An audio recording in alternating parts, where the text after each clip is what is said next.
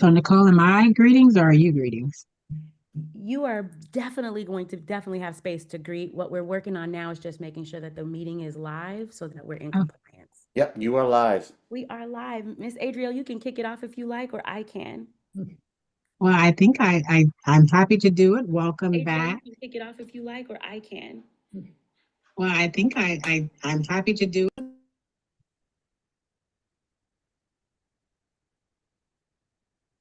I think Can we have some everyone hear me? feedback. That I was thinking we was Yeah. All okay. I right. think we're better. Can Sorry, everyone that Well, was that was me with the that echo. I okay. Hi, Terry. Thank you. Welcome back to the Community Budget Review Committee convening. This is, I think, our first meeting. We've got a lovely group of new members. And I think, um, Alexandra, would I just invite them to popcorn or how would you like to do introductions? We have introductions planned later in the agenda. I think for right now, if we can confirm that we're ready to start the meeting. All right. We are ready, confirmed. Okay. Thank you. Okay, I'm actually going to pass it over to Nicole to walk us through our agenda for tonight. Good evening, everyone. So glad to be with you tonight. My name is Nicole Watson, and I am Senior Director of Family and Community Engagement here at PPS. And you are present at our Community Budget Review Committee meeting. And as our chair, Adriel, shared, this is our first meeting together in this space. The slide that you are looking at tonight is going to just kind of help orient what you can expect. And for those of you who are new, so am I. This is my very first meeting and my very first time supporting this committee. So we've got a big learning curve, but also a really big task in front of us. And I'm excited to do some learning along with you. So we're going to, of course, spend some time in community, even if we're in a virtual space. And we're going to do some welcome and some introductions. I'm going to walk us through a little bit of grounding, a little bit of why we're here, and some of those big pieces. We'll do a little bit of housekeeping, how we take care of ourselves, how we take care of each other, what we can expect from the space. We'll also spend a little bit of time in our mission and some agreements. We typically call those norms. And we're actually, challenging some of our language and thinking about how do we agree to come into our space together. We'll then hear from our finance team around our budget context and current recommendations, which is the big body of work you all are committed to tonight. And then we'll have space for some feedback, some questions, and ways that we submit those questions throughout the process, and then garner some other CBRC future topics that you can expect in future meetings in all of our timelines. You will periodically, while I'm off mute, hear some chimes in the background, and that is because I got to be able to hear the doorbells and also be able to hear some of the housekeeping in the background. But as I'm on mute, we'll attempt to work on some of that housekeeping. So, what would be really great is if we just spend a little bit of time in our introductions, knowing who's in the space virtually. And we thought that we would gather some of this information: your name, your identity, and or pronouns, whether or not you are a new or returning member. Are you a newbie like me, or are you a veteran and you've done this before? We need to know that so we know who's in the space. What your connection to PPS is, or what your connections might be or are, and then what you're looking forward to from the committee this year, and what you might be just looking forward to in the space, what you might be looking forward to learning, what you might be looking forward to gleaning and or adding to this beautiful space. With that, I will start with our beautiful chair, Adrielle Persons, if she wouldn't mind modeling our welcome for tonight. Greetings. My name is Adrielle Person. I am formerly the vice chair, and I am returning. Um, my pronouns are she, her. My connection to PPS is I have an emerging sixth grader. He's midway through his fifth grade year. And so my goal in this journey as a parent has been to stay informed and create an opportunity for influence on the space where my child is being educated and partly raised, because I think we all know that teachers do a great deal. They're not just teachers. Sometimes they're confidants. Sometimes they are disciplinarians. They're all the things when it's done right and great. And so I want to have some influence there.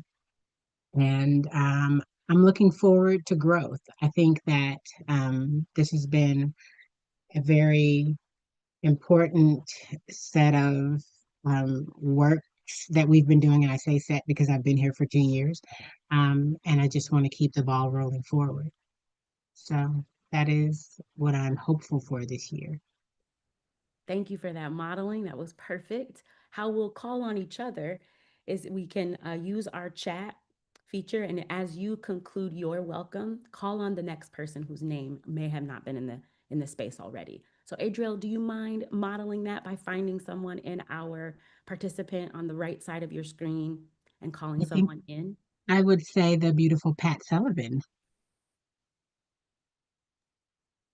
And then, Angela, we'll come right to you right after Director Sullivan. All right. Thank you. Actually, I'm in a little picture there, so I don't know if I'm in the chat. So my name is Patty Sullivan. My pronouns are she, her. I'm actually, I'm on the board, so I'm the board representative to CBRC. And I have been, this is my third year doing it, and I've learned so much. And hopefully I've learned enough that maybe now I can be a little more helpful than I've been in the past. Um, I'm always really interested in what everybody has to say and their opinions. I'm looking forward to just, I guess, more of what I've had before. Like Adriel said, she's been here way longer than I have, and every year it's new with the different people and different opinions, and I'm able to share what I learn here with the whole board, which is something I enjoy. Thank you so much, Director Sullivan. I want to pause on our popcorn for just a moment and acknowledge, yes, our chat feature is disabled. As we are learning this space, for particularly myself, one of the things or the elements of our public space is that there cannot be conversation happening between our committee members in the chat space. If our chat space could be public, then we would easily be able to have conversation in the chat. But since our chat feature technology hasn't caught up yet, and we don't have a way for us to be transparent with what is happening in the chat, we fully disabled that for tonight so that all conversation should be amongst the members in the body and in the space. And feel free to unmute if you feel like you need to do so. We'll learn some housekeeping as we attempt to build this virtual space together, and we'll do that brick by brick. So thank you so much for your side chats. I deeply appreciate it. I, as a co-host or host, can chat with you, but I'm also modeling the housekeeping so that we're not tempted to lean into that particular part of the technology tonight. And with that, I will welcome in our PAT President, Angela Bonilla, to introduce herself to the space tonight. All right. Hello. My name is Angela Bonilla. I use she, they, or ella pronouns. I am a new member. I am currently serving as the president of the Portland Association of Teachers, but I am not here in an official capacity. I'm here as a person who is typically a Spanish immersion DLI teacher in elementary school, and have been an instructional coach, and have also been an EA. So my connections to PPS start with being an education assistant at Rigler Elementary back in 2014-15 school year. And what I'm looking forward to on this committee this year is really kind of continuing the work from the committee last year and continuing to try to get answers and transparency and collaboration around the budget between the district board members and community members, so that, you know, recommendations from the year before don't just kind of like fall to the wayside, but that we lift those things up and continue that work this year. Thank you. Angela, do you mind popcorning and calling on our next community member to share their voice in the space? Not at all. How about Eli? Hi, I'm Eli Pistada. I use any pronouns. I am a new member. I'm a student member. I have been a student at PPS my whole life, and I'm currently in the 9th grade at McDaniel High School. And I'm just looking forward to learning more about the budget process and how this works, and just how to be helpful. I will I will popcorn to Shane Corey. Hi, everybody. I'm Shane Corey. I go by he, him. I am also a new member to the committee. Excited to be here. My connection to PPS, I currently have a second grader at Rose City Park Elementary, and then a 4-year-old who's 2 years from now will be a PPS community member as well. So looking forward to being part of this group. I think it's a great chance to just connect with others within the PPS community that I wouldn't normally run into on the day-to-day, but also just the opportunity to help, the district and very challenging financial times kind of work through this, and I'm excited to help with that. Right. I am going to popcorn to, let's go Shannon Staley. Thanks, Shane. I appreciate it. Thank you, Nicole, for the warm welcome and setting the table in such a lovely way. I'm really, really grateful to be here and to be part of this community. My name is Shannon Staley. I go by she, her. I am a new member, and I'm a parent. I have two sixth graders. I have identical twin girls. We moved into this area so that our kids could attend Portland Public Schools when they were 4. So we have gone through elementary school and now middle school, and just have been privileged to be part of that journey. My professional background, I did some work in studying student achievement as part of grad school studies, and then worked in an organization supporting teachers. I'm now more in the corporate space, but do work to help link kind of strategy and finance and values and how teams operate. And so super excited to bring that to bear here. And I'm just really looking forward to learning and contributing and helping with the strategic narrative in any ways that are helpful. And I would love to popcorn it to Aaron Cronin. Thank you. I'm Aaron Cronin. I am returning. This will be my 3rd year. I guess it's the last, just when you start getting the hang of it. I am looking forward to, I'm an attorney in town. I do mostly business law, and I have 2 children in PPS. One is in Sellwood and one at Lewis. And so I've got a long vested interest in the success of the district. And I am looking forward this year to being able to better understand the actual relationship between the number changes, like what's actually changing and how. I actually was using AI to pull some of the data out into a more comprehensible format, and just being able to really get our hands around what's actually happening. So far, I don't know what everybody else's impression was, but on the ground where we are, it seems like they've done a fairly good job of maintaining the classroom environment, and that was really important to us last year as we were making the cuts. So looking forward to getting to know everybody and working through this very overwhelming at times process.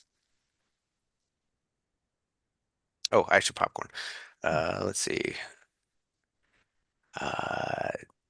JT. I don't know what the name is on here. BBS. Excuse me, they call me Mr. Tibbs. Mr. Tibbs. Oh, okay. Good evening, everyone. My name is Jamal Tibbs. I'm the special advisor to the Family and Community Engagement Team. And he, him pronouns. I'm looking forward to supporting you all in collaboration with Nicole and setting the table, as Shannon stated a moment ago, and just fostering relationships and also learning myself about where we are with the budget and being here to help you all as we navigate conversations around the budget as well. And right now I'm looking directly at Richard Smith. Oh, hi, everyone. Good evening. Richard Smith, Senior Director for Research Assessment and Accountability, just here tonight to support around some of the budget items. And I can hard to know who's next sometimes. Turn it over to Tammy Booth. Hey everybody, Tammy Booth. I'm the Director of Budget and Grant Accounting, she, her pronouns, and this will be my second cycle. I joined mid-cycle last year in CBRC, and I'm really looking forward to having my feet under me as we go through this process this time and learning and leading into the feedback and the perspectives that you all bring as part of gathering community input and feedback back into our budget. And I feel like we're shifting into staff, so I'm going to stay on brand there and jump over to Michelle. Thanks, Tammy. Thanks everyone for being here. Michelle Morrison, pronouns she, her. I am the Chief Financial Officer for PPS. This is my second year. I've been since January last year. Very thrilled to be a part of this group. Thankful for the support from our FACE team and the dedicated work of the budget team within finance. This has been an ongoing conversation since this time last year, knowing that we were headed into another deficit. So thank you all for engaging in this. I'm really looking forward to the journey where we learn more and your questions are answered throughout so that you feel comfortable as a key communicator as questions come up for your groups. So thank you so much. I think I'm going to toss this over to Alexandra. Thank you, Michelle. I'm Alexandra Martin, she, her pronouns. I have been supporting CBRC for the last few years in different ways. Right now, I'm currently the budget manager at PPS, and that's a shift from my prior role when I was working with CBRC last year. I also have 2 kids in the system. I've been a substitute teacher at PPS, and this year I'm really authentically looking forward to supporting in a different way in my new role. So I'm really excited and thankful to be here, and also thankful for the FACE team and RAA team and finance team members who are here too. I would like to popcorn to a CBRC member, one of our new members, Laura Hernandez. Thank you. Hi, I'm Laura Hernandez. I use she, her pronouns. I am a new community member. My connection to Portland Public is I have a kiddo that's in 2nd grade in Portland Public Schools. And then I also used to work for Portland Public in the Early Learners Department. What I'm looking forward to in this committee is leaning into the process that's already created and being able to participate in that process. I'm not sure, I'm sorry, I came in a little bit late, so I'm not sure who has gone already. Okay, Laura, we got you. Thank you. No worries. How about Emma? Emily? Hi, I'm Emma. I go by she, her pronouns, and I am also a new member of the CBRC.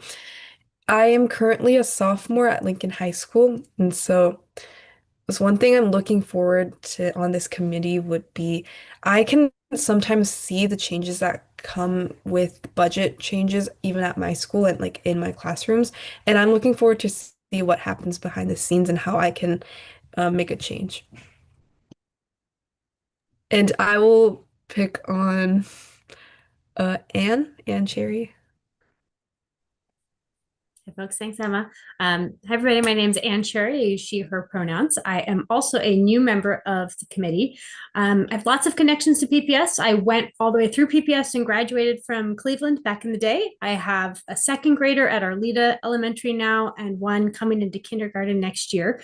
My dad taught in PPS for 30 years. And when I told my parents I was joining this committee, they said, oh, we both did that 20 years ago. I've been on Citizens Budget Review Committee. So really looking forward to seeing the kind of decisions that are made here in the way that we can provide guidance. I'm a scientist by training, so I like looking into data and trying to find ideas and ways that we could help support the difficult decisions that the PPS team and the board are making and helping them accomplish their goals. So let's see, who have we? I think we have not yet heard from Julia. Julia Plowman, you want to jump in? Sure. Hi, I'm Julia Plowman. My pronouns are she, her. I'm a new member. I have a sophomore, high school sophomore, and also a child who graduated last year. And I am looking forward to getting to know you all, working with you all, learning a lot as a new member, and also contributing in hopefully a really positive, impactful way. And let's see. How about Andy? Have Sure. you? Thanks, Julia. I have not Sure. gone yet. Hi, everyone. I'm Andy Jacob. I'm a new member. I use him pronouns. I'm a new member. My connection to PPS is I have two seventh graders in PPS who've been in PPS their whole career. So Shannon, another twin parent, minor twin boys. Good twin representation on the committee. Um, and I'm just looking forward to learning more about the budget and the budget process, to learning about the work of the committee and how I can support and hopefully promote the kind of, transparency and creative thinking that I think we're going to need to navigate a really challenging budget climate. And I will popcorn to Rhonda. Okay. Hi, my name is Rhonda Gray. I use she, her pronouns. I am new this year. I am a high school teacher at Franklin High School. I teach social studies. And I'm looking forward to getting to know all of you and just finding out how this process works, learning new things, and hopefully contributing in a positive way as well. Thank you. Oh, and popcorn. Serena Chin. I hope I'm saying your name right. Yeah, it's Serena. Hi, I'm Serena. My pronouns are she, her. I'm a new member. I'm a student member. I've been in the PPS school district for pretty much my entire life. Right now, I'm a junior. I go to Lincoln. I'm really looking forward to learning a little bit more about the budget process. Oh, and I will popcorn to Anna. Hi, everyone. My name is Anna Toll. My pronouns are she, her. I'm also a new student member, and I'm also a junior at Lincoln High School. And I've also been in the PPS school district just for a long part of my life. I think I am most looking forward to just learning more about the budget process as well, just because I think that's something I've been curious about, and just knowing how the decisions are made, and just maybe even getting to be a part of the decisions and having my voice heard a little bit. And let me see. We've got Jen. We've got Mañana. We've got. Okay. I guess I'll popcorn to Minyana Bishop. I hope I'm saying that right. Yes, you're saying it correct. Hi, everyone. My name is Minyana Bishop. My pronouns is she and her. I'm returning. This is my second appointed year, and as a community contributor. And my connection, well, I'm a parent to three children currently in PPS, in elementary and in middle school. And also many, many years ago, I attended Jefferson High School myself. And in addition to that, I'm an early learning practitioner for the past 6 years of my life. Currently working on my master's in early learning policy. So that focuses on transfer and data. So very fitting for this committee. And I'm just looking forward to contributing my support, innovative approaches, and being a voice for the community that I serve, in addition to collaborating with everyone in this committee and just indulging in another year of learning. Thank you, guys. Oh, and I will pass it on to Jen. Thank you. Thank you. Good evening. My name is Jen Gray O'Connor. I use she, her pronouns. I'm a returning member, and I have an eighth grader at Selwyn Middle. And I apologize, I'm going to be off camera. I'm not feeling well this evening. One thing I'm looking forward to is I think it takes a bit to understand the complexity of the budget itself and the process. So I feel excited being a returning member to have a little bit more knowledge and the ability to apply that knowledge. So thank you. And with that, Nicole, I may look to you to see I who else we're missing. gotcha. I Thank you. think our admin support is here, Ms. Cheryl Pittman, and would just love for her to put her name in the space if she it feels like she can, because I don't know if she can hear Of me. course, I Hey, can hear you. Hi, Miss Cheryl. Hey, good evening, everybody. My name is Cheryl Pittman. I've been with PPS for about 18 years. I support the CFO and the Chief of Staff. I'm here to support. Interesting bit of trivia is that about 12 years ago, I was supporting the CFO at that time. And so I was in charge of scheduling and managing this series of meetings back then. So I'm returning. I'm here to support and help in any way I can. You'll see my email on here. Please feel free to contact me if I can help in any way. Thanks. Thanks so much, Miss Cheryl. Mhm. Committee members, has everyone had an opportunity to put their name and identity and presence in the space? Did we miss anyone unintentionally? Okay, sounds like we're all family now, which is great. Which leads me to one, just acknowledge the brilliance that's in this space. I heard scientists, I heard students, I heard teachers and parents.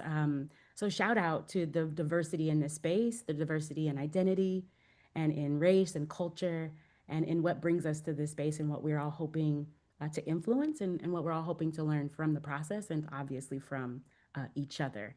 The grounding piece that I want to enter into the space is just is that salient point is just knowing that we can do hard things and that while we're doing hard things, we can also hold ourselves and one another in that care and that compassion.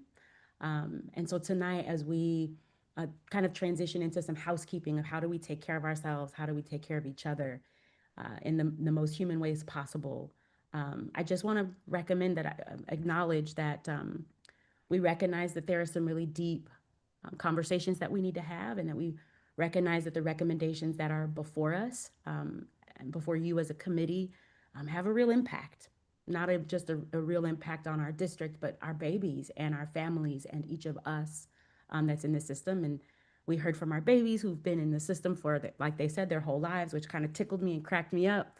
And also knowing that they are seeing the real impacts for real. I think it might have been maybe Serena or Anna who had shared similarly that they can see and feel the impacts in real time. And so you all being here tonight is deeply important. I want to pause because another of our committee members has just joined us, and I want to fill him in on where we are. We've, Karanja, welcome tonight. We have just done a brief popcorn of introduction, and so we've shared our name, our pronouns, and or our identity. We've talked about whether or not we're new members or returning and what connection we have to the district, to PPS. And then one thing we're looking forward to as a committee this year. Do you feel like joining us in the space virtually by putting your name and identity in the space formally so we can meet you?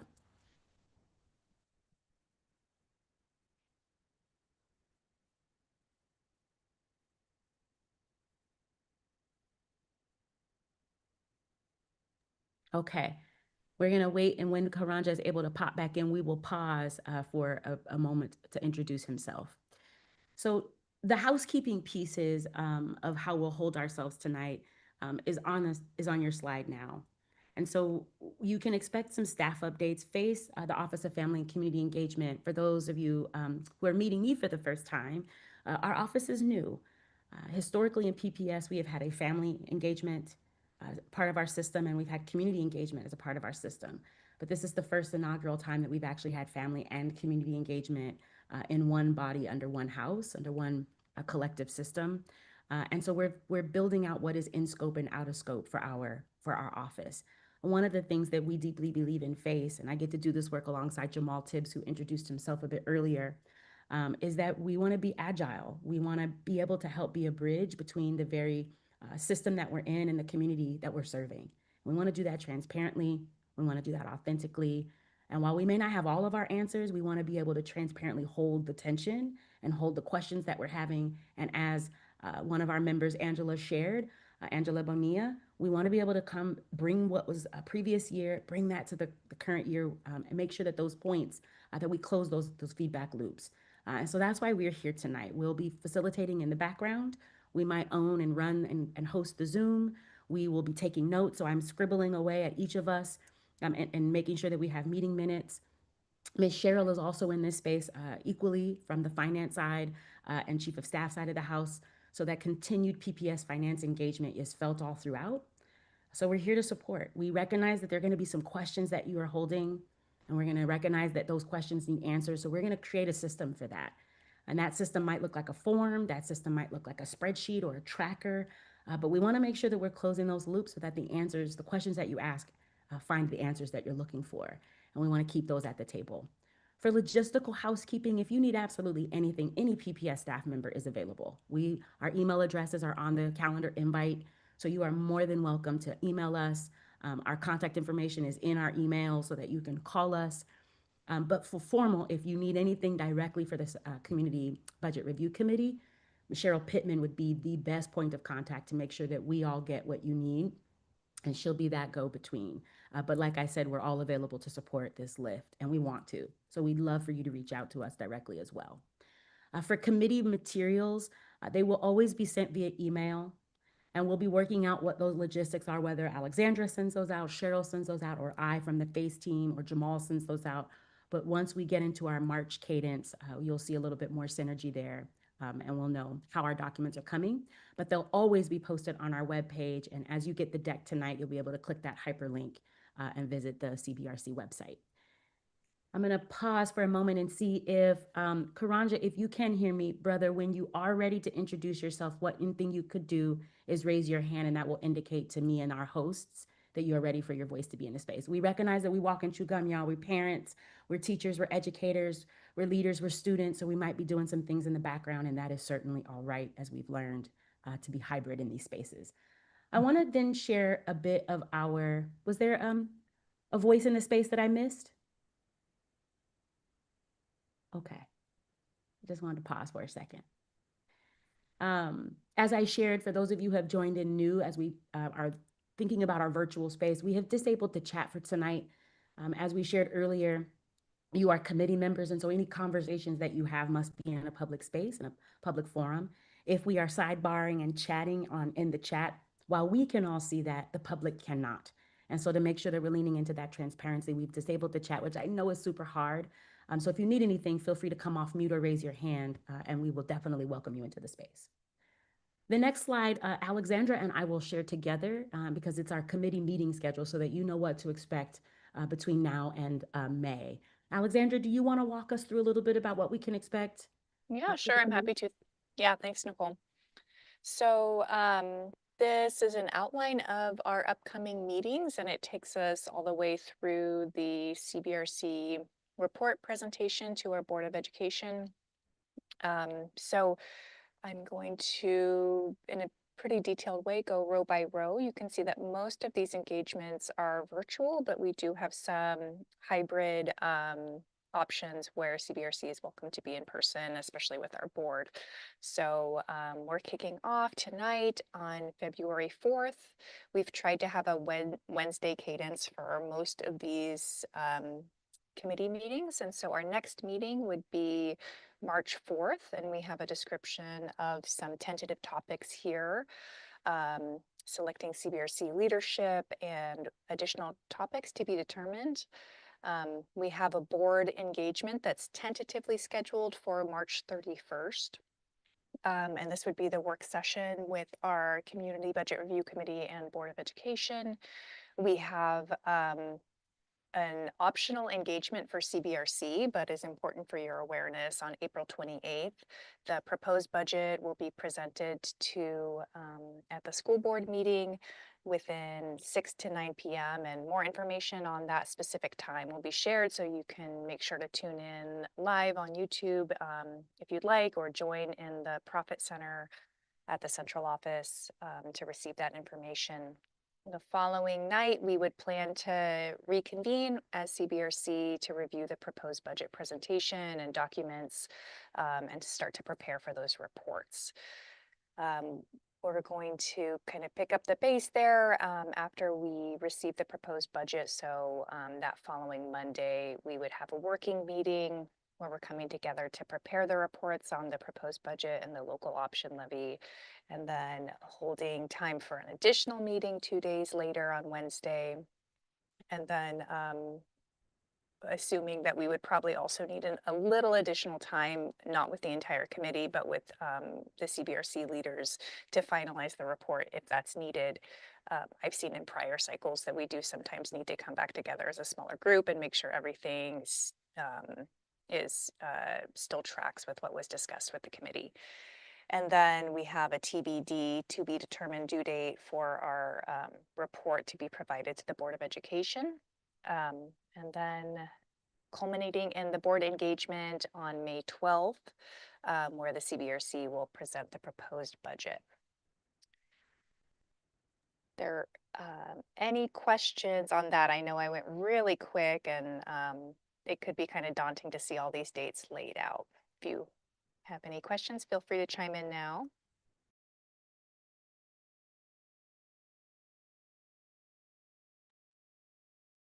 Thank you so much, Alexandra.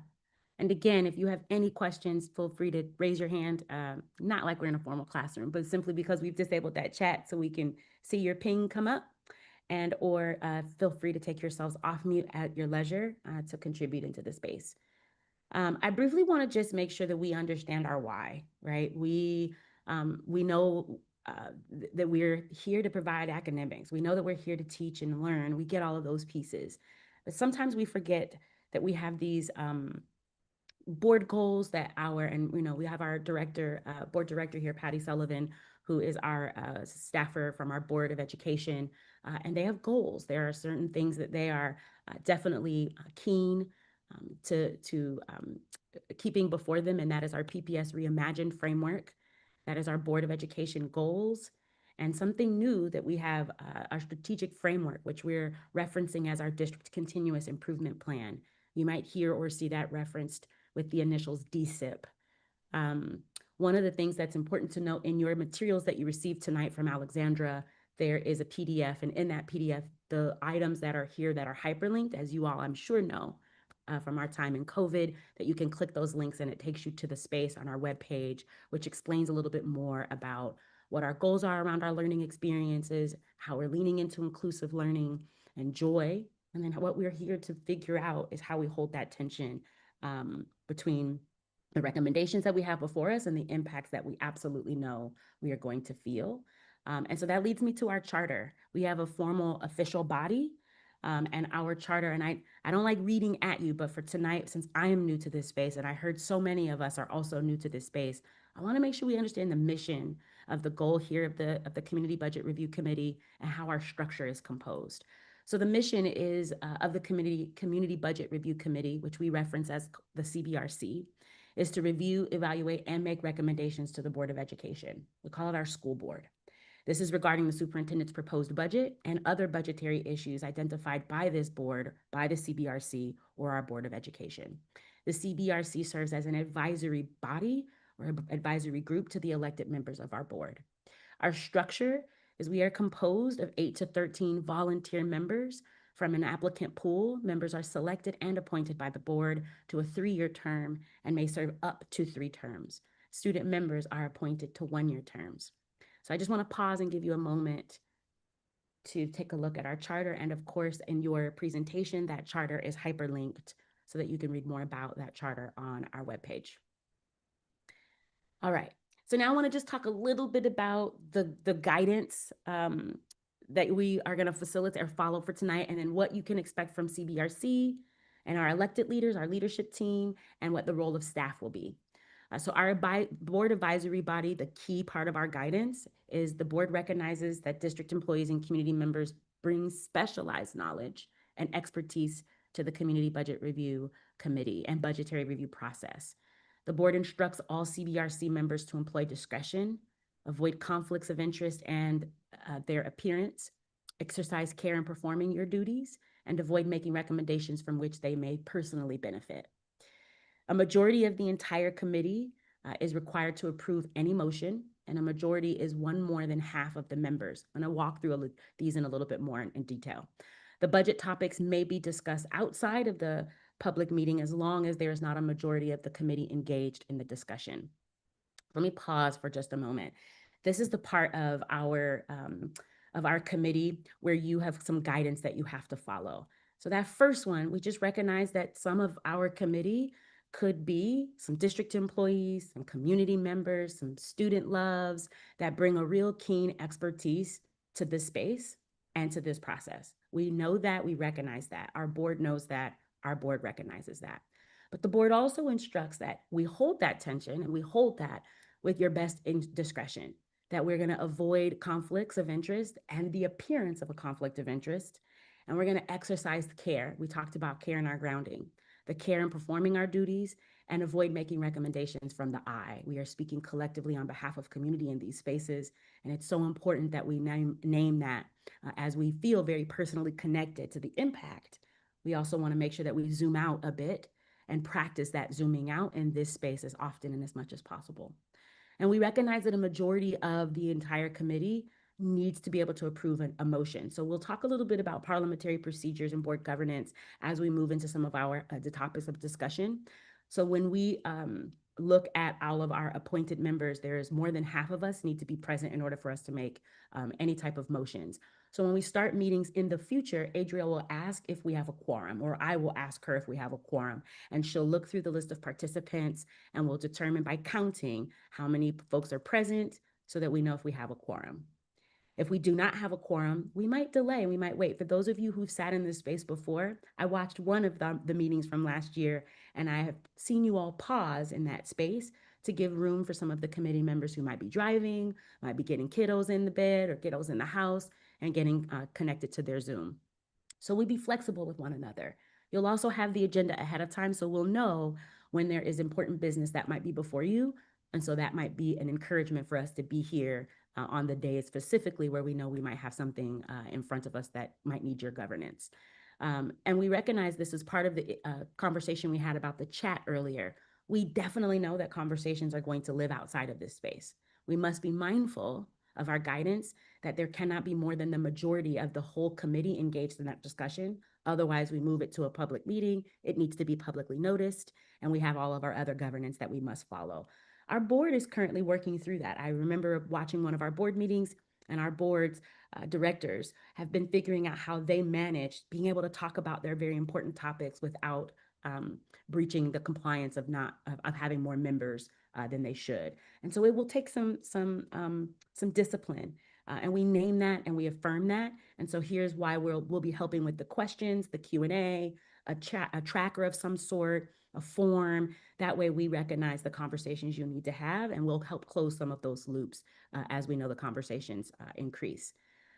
For the leadership part of our community budget review committee is our elected chairperson, known as our presiding officer, or our co-chairs or co-chairpersons.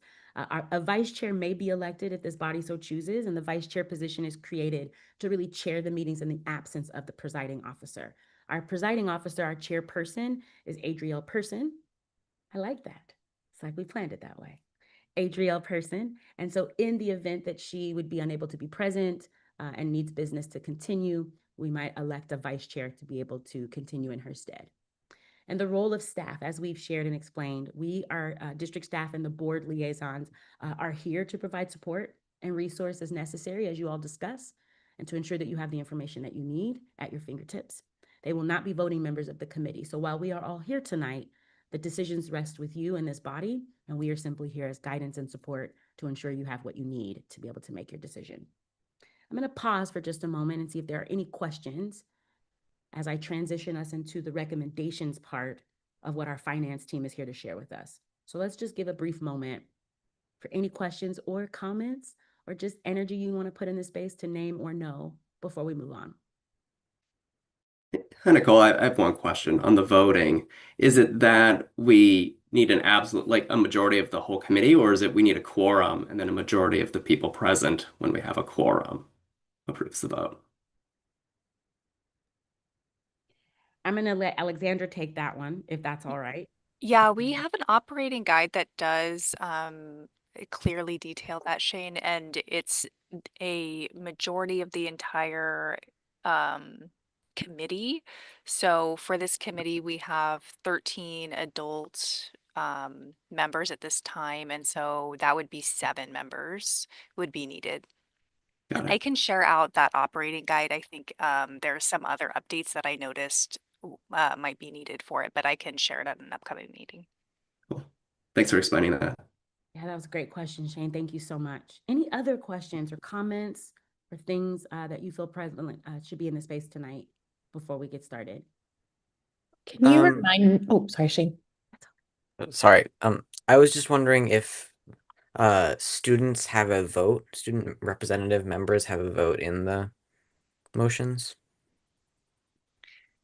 This operates similarly to how if you've watched Board of Education meetings, we have a student representative on the board. And so oftentimes, I think every time there's a motion, they will call in the student representative to state their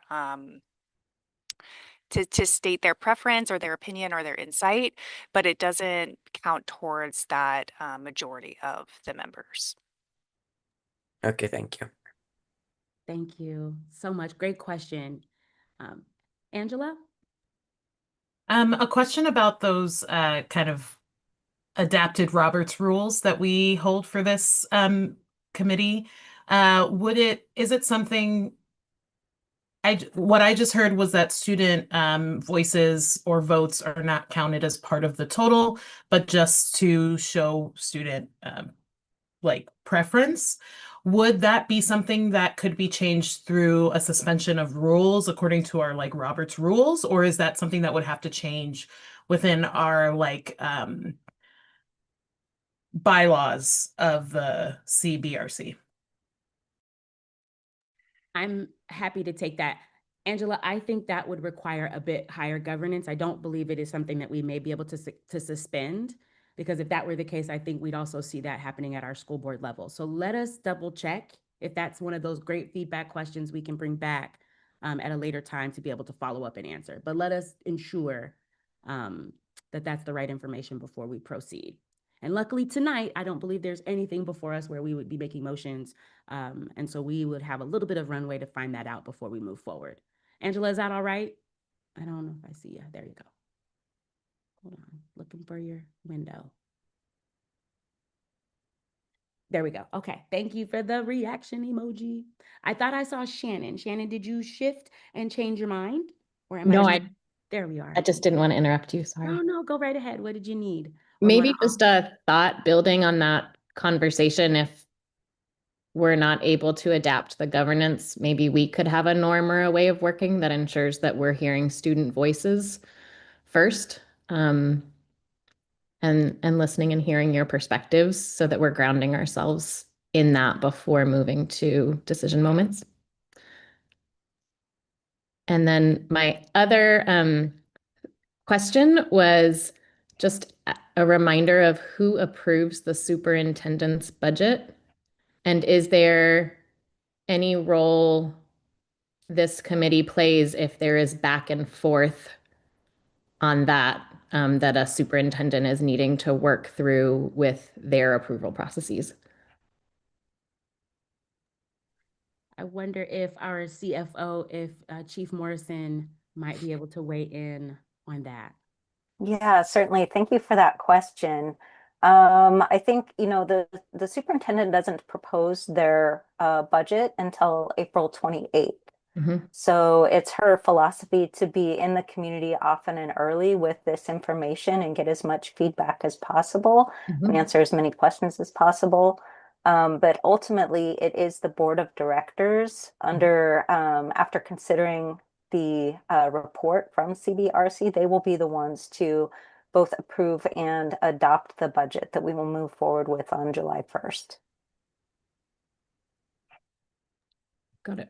Awesome. Thank you so much for that, Chief Morrison. Any other questions? These are great.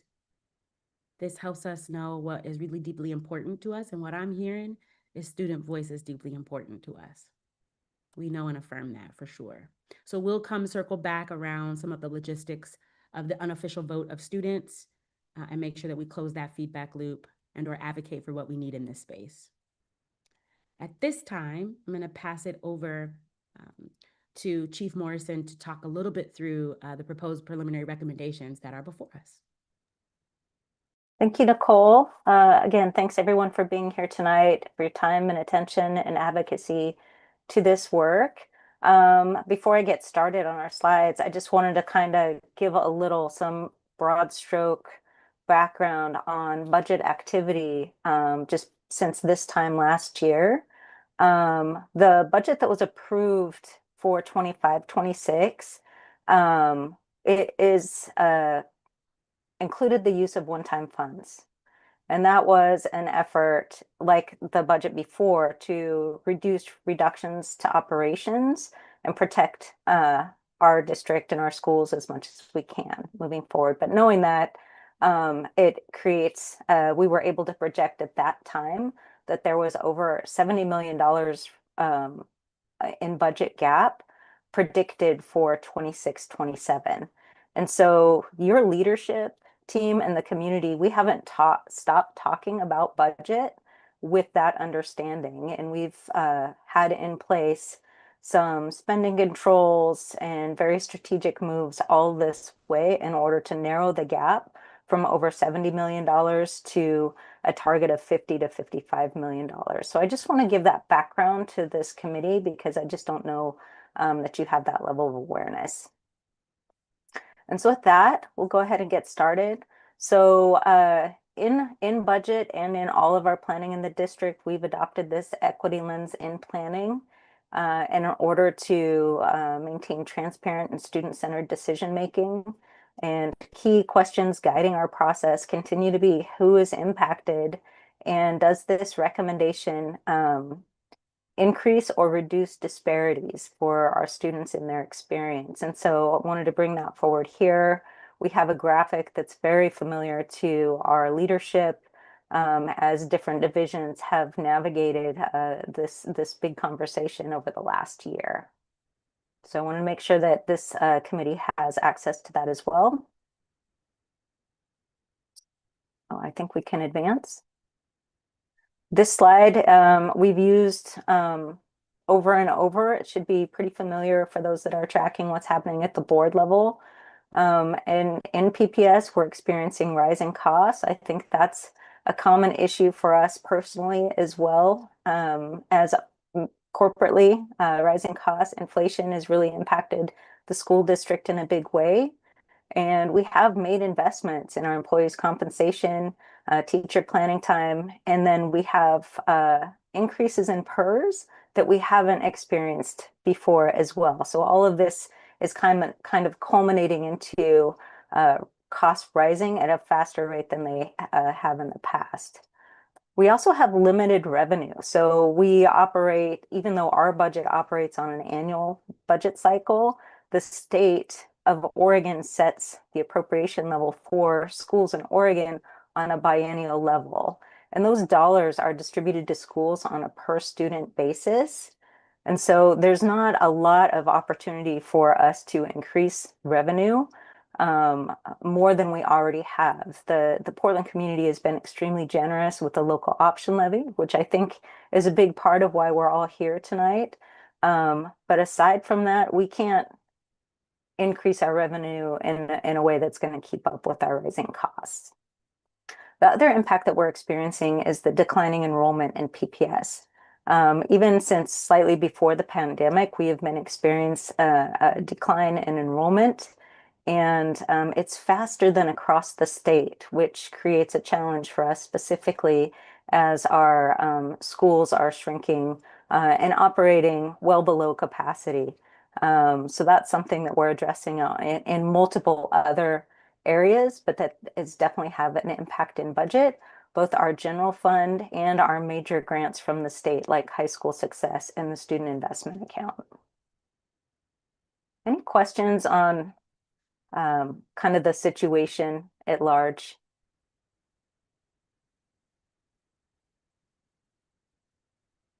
I know that we've been working hard on our budget website. We have a series out there to kind of give quick video bites to inform community about how school finance works and some of those big cost drivers for us. So I encourage you to visit that if you're looking for additional resources.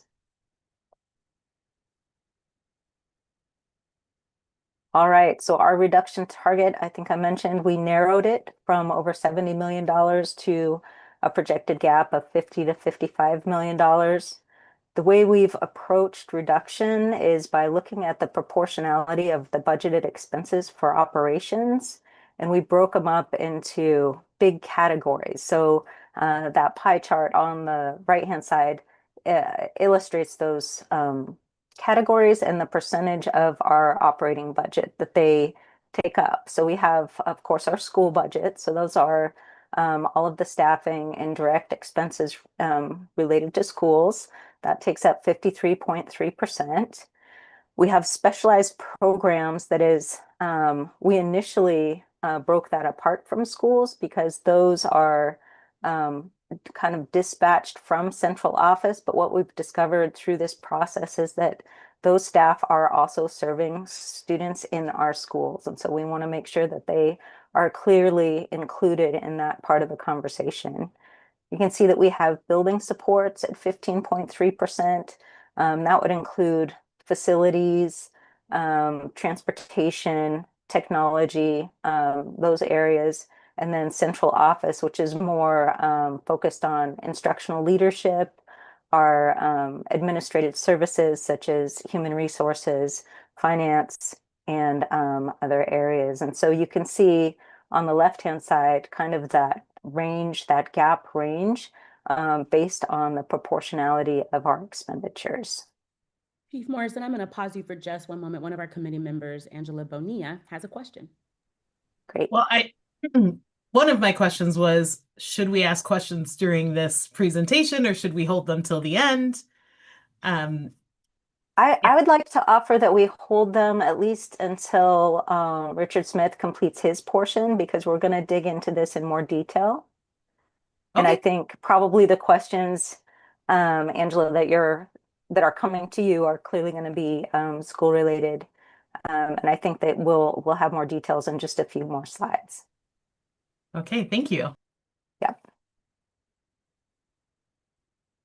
Any other questions about the methodology? Kind of the approach. All right, so our current budget work and outlook, you can see this is just a graphic form of the same information. Central offices and support, we're targeting 25 million. Schools and academic program design group, that's a group of principals that have done some extensive studying since last November on how to best implement this reduction. So, and now we're at that place where we're with stakeholder engagement and feedback collection. It's been a very, very busy month. Thank you, FACE team and budget team, for your support as we gather feedback. I think we have, yeah. So this is our budget engagement timeline. You can see that we started right after winter break. Sharing a high-level preliminary list of recommendations that we're going to share with you here tonight. And we, again, our superintendent is really focused on being in person and getting feedback as much as possible. So there was a visit with the village table. The board of directors was informed January 15th. And then we had a series of 4 budget listening sessions that were in person as well, to capture different engagement zones across the city. They happened on the 21st and the 22nd. There was a student voice advisory council as well. We met with Dr. Adams met with our ResJ partners on January 23rd, as they're also impacted by these changes. Our district student council meeting was on January 27th. And then we had, for our central office staff who are deeply impacted by these decisions, information was shared on January 28th. And here we are today. Chief Morrison, I just want to pause. We also held an educator town hall on January 27th. It was virtual on the same day that our district student council met. And I just have not had a chance to update that slide just yet. So my apologies. Well, thank you for that effort. I was at the district student council and it was amazing. Those students are amazing. So I'm looking forward to getting that component added here. Thank you, Nicole. And then I want to touch on, again, the academic program design group. So that's work that was led by Senior Chief Christina Howard, involved also our Chief of Schools, with 20 principals across all levels to get together. And what they were asked to do was move from the dance floor to the balcony in terms of understanding not just what some of these changes may be to their individual schools, but also district-wide. And it created space for them to work together and understand how different community needs are coming up and how to address them in a more global way as we move into our staffing. And then we had an initial recommendation. We gathered some feedback. We made an adjustment moving forward in terms of where those reductions were occurring. And then we're moving forward again with budget listening sessions. So I just wanted to give background to this group because you're coming in at a critical time, but a lot of work has already been done with a lot of folks, and it wasn't done in the office of the superintendent with 3 people. I just want to make that really, really clear. This has been a very, very active community conversation all along. So thank you for being part of it. Chief Morrison, I'm going to pause. One of our committee members, Andy Jacob, has a question or comment.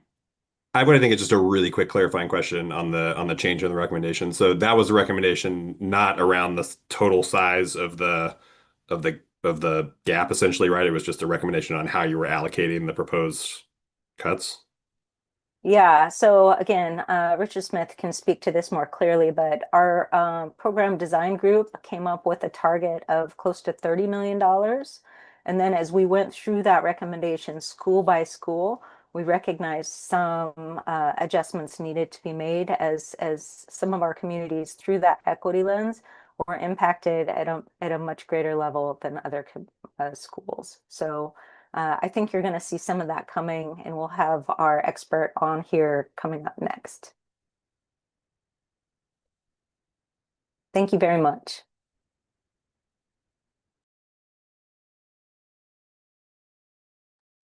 All right, this is over to me now, I think. Good evening again, everybody. Richard Smith. I work with the research assessment and evaluation team in PPS. You may have heard of us as the RAW team before. We help and support with not only staffing, but the data in the system. We help, we work closely with FACE, with budgeting, with schools, with principals on these items. So I'm going to talk through what the preliminary school level recommendations are that you've seen. And these would be the second iteration, as Michelle talked about, that the first iteration was really around that 30 million. And that was just not seen as something that we wanted to move forward with. And so based off feedback we received from principals and others, this is the next iteration that you'll see coming up next. So next slide, please. And so in this iteration, you're going to see a couple things, and I want to make sure that we understand what we are looking at here. So the secondary one looked at elementary around 11.5, K8 3.9 million, middle school 7.1, and high school MPG at 10.5. And while that totals $33 million, we also, as a district, we have the policy, not the policy really, but what we do is we set aside a certain amount of FTE so that when we see fluctuations in enrollment, especially in the fall, we can easily allocate and not be in a situation where we're not able to allocate. This year, we weren't always able to be as nimble as we wanted to. So we really wanted to be prepared to have that as needed for the following school year. So when you see that 25, that's added back into the budget. So the 33 million would be subtracting that 4.3 million out of it. And then also there's one other thing to note here. We do have some level of overage increase as part of our collective bargaining agreement. When class sizes go over a certain amount, we pay something called overages. And so we do know that in some of these proposals that those overages will increase. And so we have to also budget and account for those. And so it becomes, we do make some reductions, but there's a little bit that we have to add back, knowing that we have to honor that collective bargaining agreement to pay those overages. in those spaces. So when we get down to brass tacks in it, some of the math won't always add up because of rounding, but it is around 180 positions and about 25.7 million overall. And we can dive a little deeper in the next few slides. And so first and foremost, we know that we're declining enrollment. So there are some reductions that just happen naturally through enrollment. So when we staff based off of ratios and formulas, when the number of students go down, the number of staff go down. And so that initial 2.5 million you see there is just based off of enrollment alone. Now, one thing that we're introducing into the system this year is the 1-2 blend. We've done some research, we've done some looking into when blending, what are the ways to do it most effectively. And a lot of the research that we've come across, and we will definitely be posting this at a later date, is that 1-2 is usually the more research-backed place to blend. And our system currently supports 4-5. So we'll look at both of those areas. And by doing that, that did lower our staffing needs quite significantly to come up with another amount of savings. So while not increasing class sizes, keeping the ratios the same, the blends help us to get at that. We are slightly increasing our multilingual staffing model from 57-1 to 60-1 for licensed staff and 50-60 for classified. That's a very small savings on that side of things. And then some of our elementary schools have assistant principals who are allocated based off things that we don't necessarily include in our normal staffing. And so that's also showing up as a reduction. We're raising our counselors to 350-1 in 0.2 increments. So at the K-5, it's a smaller reduction. And then we're also reducing the number of interventionists and allocating some centrally to schools and reducing the instructional coach side while also giving principals some discretion on what their school needs. So they may need more counseling, or they may need more intervention, or more or an instructional coach or school climate specialist, a lot of different items that principals will work with their site councils on to come up with decisions on. And finally, we heard from principals that what is the minimum number we really need to be able to run lunches, to run recess. And so the idea here is to add 2 staff members per school for 10 hours a week at the classified level to help support lunch and recess duty, so that we weren't pulling other staff that are less to do some of those. We'll still pull some, but less of that. So that's the K-5 look at shifts right there. Next slide, please. K-8 is pretty similar. The numbers will look different because it's a different group of kids. So enrollment-based reductions, again, that's just based off declining enrollment. And then there's some other reductions on line 4 that are different. There are some non-formula areas like arts pathway that some of our focus option schools receive. Called out in here specifically is the walk to math FTE for access. And then I think there's a 0.5 social worker somewhere in there. And then the interventionist the same, instructional coach the same. And then for middle school, and you'll see this on the middle school slide, raising the ratio from 22.5 to 23.5. And to be clear, sometimes people think, well, why is the middle school class so small there? That ratio actually doesn't mean that's the average class size. That raises the average middle school class size from 31.5 to 32.9. And then proposing to reduce the title base from 1 to 0.5. And again, the discretionary support, and then for the K-5 portion of the K-8s, the recess and lunch support. Next slide, please.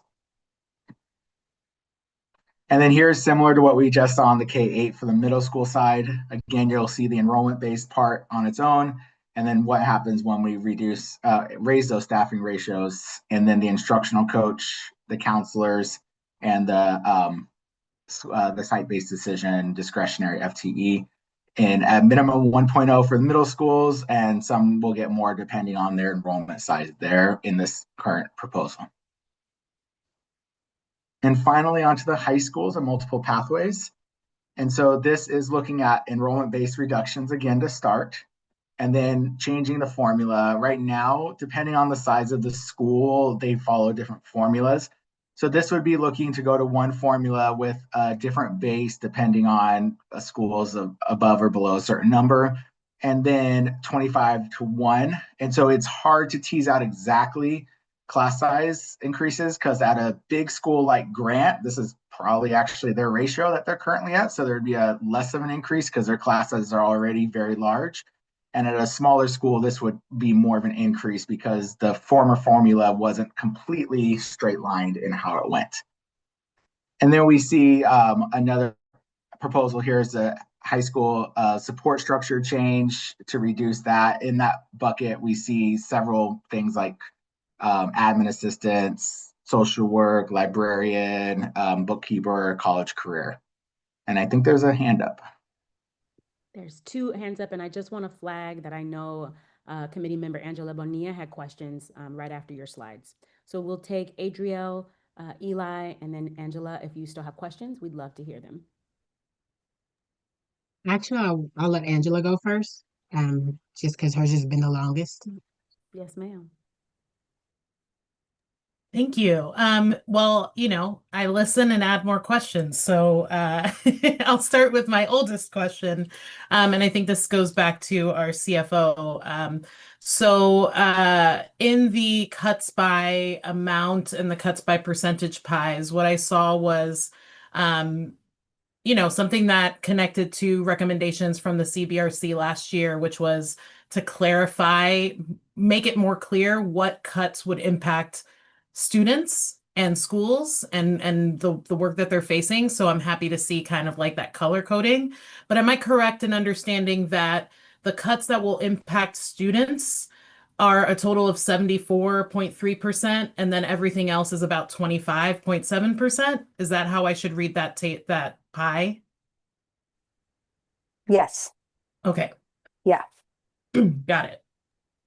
I'm going to just add one caveat to that. We haven't reached the central office reduction slide yet, where you're going to see some school and central office located staff, and some of those will be in that specialized program, but there will be a small amount that may land in building support as well for like facilities that would be technically in a school building that would then have an impact to students.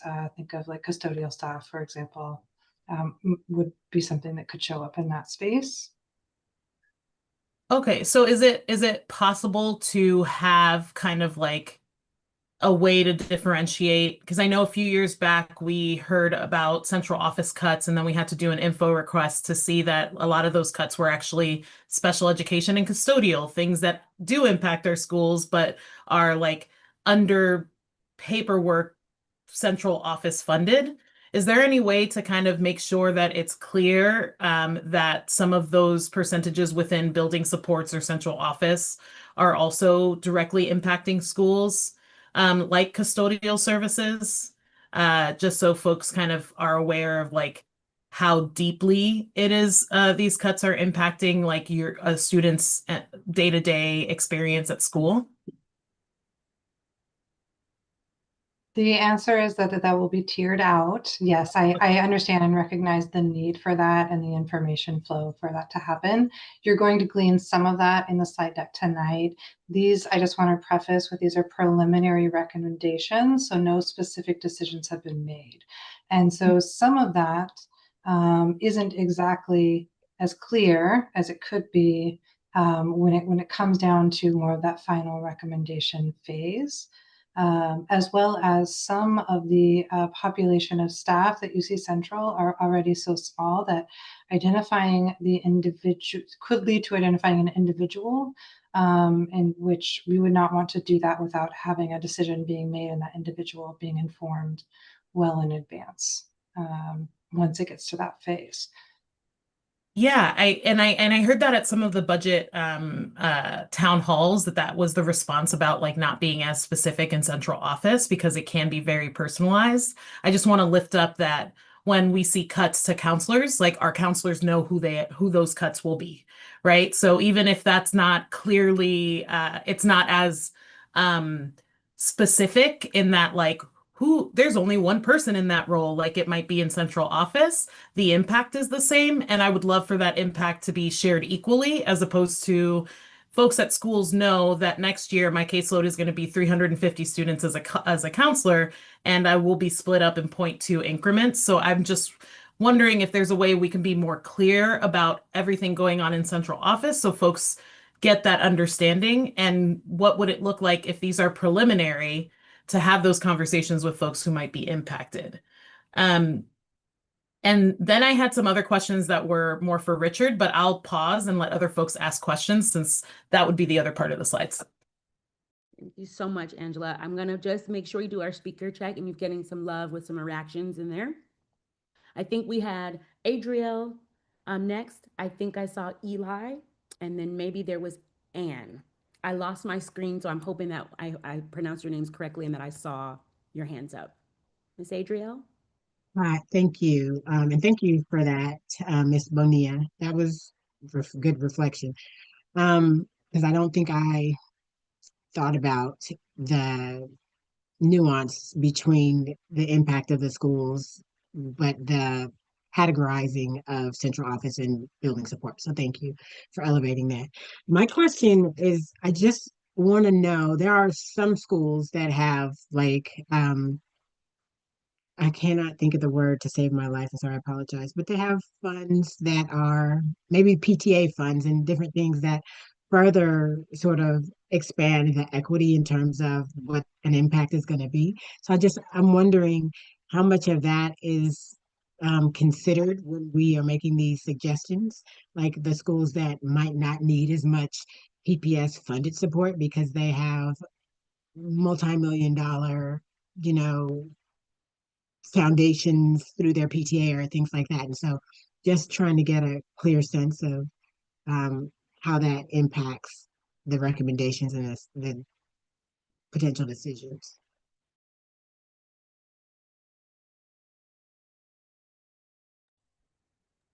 I can Perfect. Thank you so answer much. that a little bit. So foundations, actually the board discontinued those. So there's FTE is no longer funded through foundations. And so typically there's sometimes parent funds that we have the fund for PPS that also can help support in some schools. And that's gone to help impact a lot of high dosage tutoring, especially in K-5. And if you ever get bored and you want to go on the PPS website, you can look at Budget Book Volume 2 from the current year and see what we spend per child at each school. It might be some fascinating homework to do. Thank you, Richard. I think we have two more questions. We have a student representative, Eli, who has a question, and then Anne will toss it to you. Yeah, thank you, Nicole. I just have a smaller question. If we could go back to the slide, I think it was either K5 or K8, where it was sort of talking about the staff counselors at 350 to 1 in 0.2 increments. I was just wondering what that 0.2 increments part means. Yeah, this current proposal, again, it's a proposal, not a final recommendation.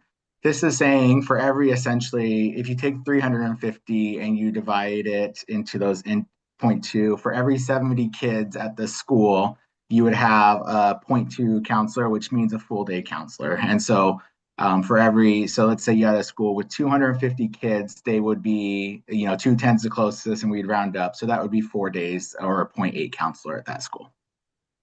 Okay, thank you. Anne, and then Jacob. Andy. Andy Jacob. Thank you. I have two first names. It's okay. My apologies. I do too. I'd like to follow up on the point that Angela made, because I actually had noticed the same thing. And in particular, the slide after that pie chart, in terms of how we're sharing these ideas and this proposal with the community, the slide after that says that half of the cuts are being made in central office, which is a different story from what I think we just discussed in the pie chart, and the importance of those specialized programs, and that those really are located in the schools. So I reiterate Angela's request that as the discussions move forward, we're very clear and very consistent about the cuts that are directly impacting students. And if that means that there are advanced discussions that need to take place among certain roles, whether that's the counselors in the school, whether that's certain titles in the central office, that we should plan for that. And we should make sure that that's part of the process. Thank you, Anne. Just waiting just a moment as I see another hand is up. Okay. Angela, and then Shannon. Please let I'm fine with being on a progressive stack of like everyone else can speak and then I can ask more questions. I want to respect our speaking order, so I always will defer. So we'll go to Shannon, but they might toss it back to you, so we might rock, paper, scissors virtually. I'm okay with that. Shannon, what you about to do? You tossing it back? You taking it in? What you doing? Angela, how you feeling? You want to do rock, paper, scissors? Not tease me with it. Don't do it. Okay. Shannon, why don't you tee it up and then we'll toss it to Angela, then Andy, and then maybe some more hands will raise. I think this builds on both of the comments, and Anne, this is a bit tied to yours. I'm just curious if we have criteria that we could look at objectively that helps reinforce the categorization. If we go to the slide prior, unless I'm trying to process something like security in building supports and trying to understand what the implication of a cut there is on the day-to-day student experience and safety. Maybe I'm taking a step too far, but I think as we go through the slides, it's helpful to see the descriptions, but it would also be helpful to see what the implications are in a bit more plain speak on the student experience. And then I agree, if there is work happening in building support that is touching the day-to-day student experience, how we categorize this information and then how it gets summarized is really critical.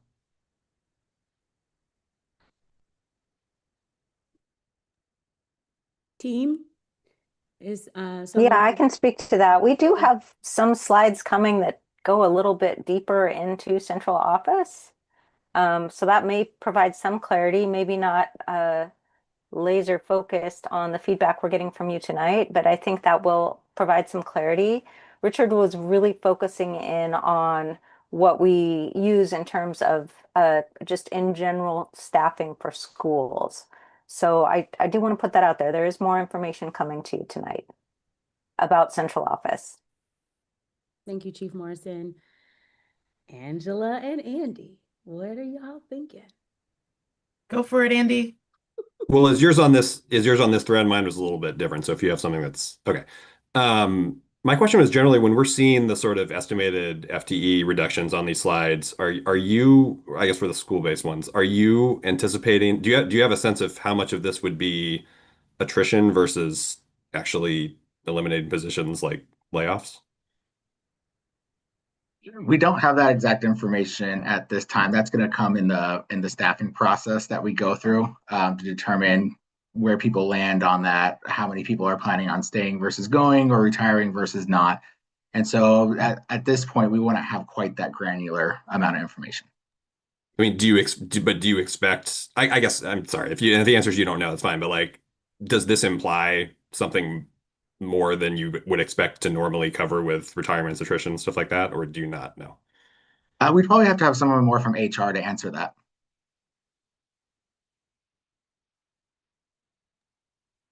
Andy, is that one of the questions? I'm jotting that down. I know if you're paying attention to our squares, I'm typing on my other computer. So that is a question we will be able to capture. And maybe that might be one of those, Andy, that we can bring back to Angela's point earlier, closing those feedback loops. That's fine. And actually this is more a process question. So like I jotted down a few things I'm not going to make everyone sit through. That's like newbie stuff for me. I'm like, what is this term? Like, is there going to be a way we can submit just basic questions like that or? Absolutely. And I would, as the educators in the room, I would say no silly question is really silly. If you have the inquiry, I bet. Not silly. I just don't want to, I want other people to ask questions, but okay. So like, there's going to be some way we can submit questions via form or something like that. Okay. 1000%. Yes. Thank you, Andy. Angela, we have kicked the can. We are here. You gotta do Lovely. Great. So I think going back to, I'm looking at the slides on my other screen so I can ask the questions effectively. So if we go back to slide 18, where we talk about the school level reductions overview, it talks about an overage increase of $3 million. What is the total amount in the overages budget currently?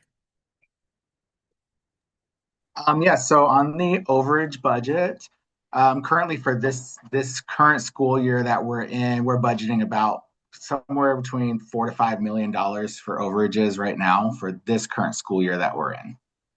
And so that comes out to around 30, 35 FTE that goes to overages instead. Okay, and then from the previous report, the CBRC asked for an analysis comparing the cost of overload pay to the cost of additional EAs or other in-class supports. I know that in our contract, when it talks about overage, it gives the option of paying a certain amount or providing the staff a half-time EA. Is that overage budget number based on paying the educator or creating 0.5 EA positions? Because I imagine there's a difference in that cost. Yeah, so this is just allocating on whatever's going to be cost saving in that sense. And so this is overage pay because we're not bringing staffing into that question mark right now. Okay.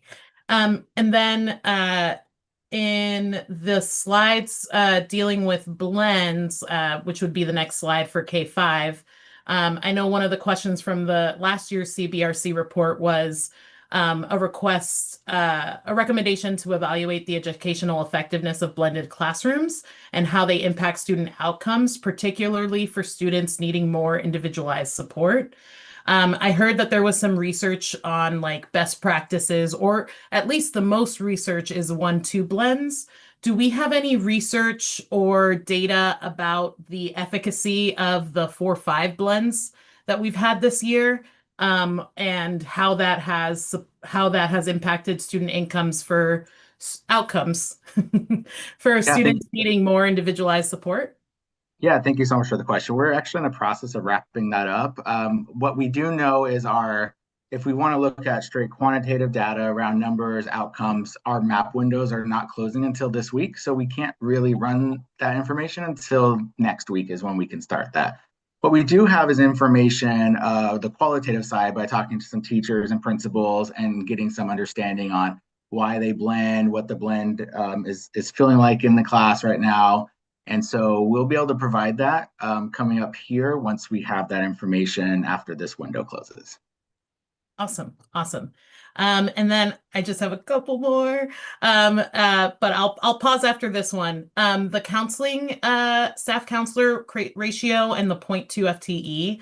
I know a few years ago, senior leadership decided to allocate core enrichment, so like library, art, music, dance, all those things at 0.2 FTE instead of 0.5, which was the practice before. And it meant that some schools ended up without a teacher librarian in their school a certain number of days a week. Do we have numbers on how many schools will be missing counselors across the district at least one day a week? Because if like the example you shared, if that school were to get a 0.8 counselor, that means there's one day a week where they don't have a counselor. So is there any kind of like accounting for how many like counselorless days we will have for certain schools or levels? Yeah, I think we can get that information probably by mid next week. And I'll pause there so other folks can ask questions. Thank you, Angela, but keep those questions close. We have Shane and we have Anne. Thanks, Nicole. Can we go back to the prior slide that showed the overages? Richard, could you just explain to me, so on the overage increase, I guess why there's no FTE change resulting with the $3 million? I guess I don't understand why we're netting it out of the reduction, but is not having an FTE change. There's something with this slide. We need to go back and look at some of the math on this. Those should be, no, that is correct. That is correct. So we are taking it from the net reductions because we're increasing that budget. And so that money has to come from somewhere, right? And so when we know that we're going to have some teachers with more students in class, depending on the grade level, it's a percentage of base pay that the teachers get extra overload pay for. And so we go from 1 student to 2 students to 3 students. We know that it's going to increase those costs. Awesome. Thank you. Shane, did you have a follow-up? Well, I guess I just, but why doesn't that have any kind of like why aren't we reflecting any type of FTE change there? Sorry if this is just like Okay. basic stuff. Yeah, that's not FTE change. That's just pay that goes for overage to teacher. So it's not extra staffing. It's just that this teacher now has 20. This teacher has 30 kids instead of 26 kids in this grade level. So now we're going to pay them a certain percentage more for their salary, but it doesn't actually reflect more staffing. Got it. Okay. Thank you. Thank you, Shane. I want to pause right before I tee it off to Anne that we have about 30 minutes remaining. And I know there are some conversations and talking points around our central office slide, which I don't think we've seen just yet. So that doesn't Or the mean proportion one. I had one more slide. Oh, okay. So that's all right. We're going to take Anne's question and then we'll pause if that's all right with the committee to ensure that we get the rest of that information and then we can tee it off with as many questions as we have for the remainder of the night. Anne?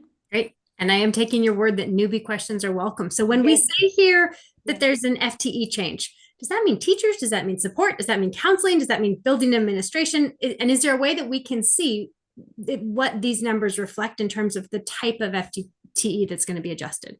Yeah, that's a really good question. If you can go to the next slide on this, I can kind of show that a little bit better here. And so when we think about like that second one, the staffing model, when you see that minus 43, that's going to be licensed teacher FTE right there. And so the way we do the math in PPS, and it's a complicated math problem, to be honest with you, sometimes I have to go back and double check things because sometimes we do it one way versus another. So we're trying to keep it straight. But what we do is we calculate 1.0 general FTE, that is a licensed FTE like a counselor or a social worker or a teacher. When you see things like a 0.5 or in some cases a 0.44, that's typically a classified staff. So when we talk about reducing classified staff by 0.44, if we're talking in the teacher FTE land, that's actually reducing a full person. And so when we say, if you see something that says decrease educational assistants saving 3 FTE, we're really talking close to 6 people in that regards and not 3 people. For administrators, typically, we didn't show it on this one. The AP one, actually, that really is 7. But a lot of times in the background, administrators, we use a different number for as well. But in this one, that 7 is actually 7. That's 7 positions, not. That's very helpful. And I would say in the same spirit of communicating the actual impact of the change, I think it might make sense. Maybe we say, here's the FTE change, and here's the number of positions that are actually at risk if this goes forward. Can you give the number for that? If 1 is a educator and 0.44 is a classified, what is an administrator? Administrator, we typically calculate at 1.4.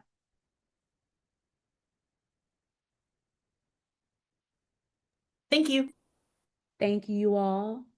I don't know about you, but I'm learning a lot. And these are some incredible questions. Y'all are so tapped in. If you haven't had your voice in the space, that's all right. But please don't feel intimidated. This is a space where it belongs to you and you are permitted to ask the questions that feel burning to you. I'm going to pause and tee it back over to Richard to finish out the presentation that he has for us tonight and then get back into some delicious questions. So when we look at overall budgets, I think it's important when we talk math and we talk numbers, we also give context of percent. So when we think of the school level summary for reductions, from the elementary side, it's about 8% of the overall elementary budget.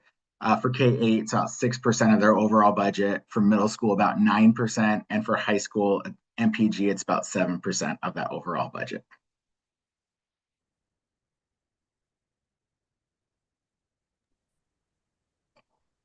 Did I miss you, Richard? There we go. I'm good. Thanks. I apologize. I'm a little too quick on the draw there.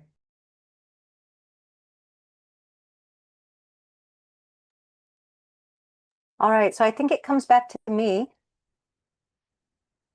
Are we good to move forward for this part? Morrison, we're good. We're ready. Okay, thank you. So now we're going to move into our preliminary central office services and support recommendations.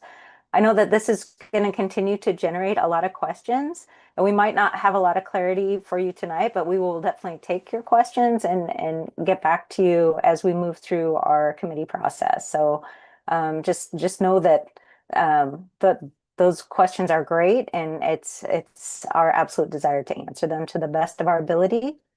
So we'll go ahead and move forward. So our central offices and support personnel summary. So we broke it out here by kind of our different staff categories. So you can see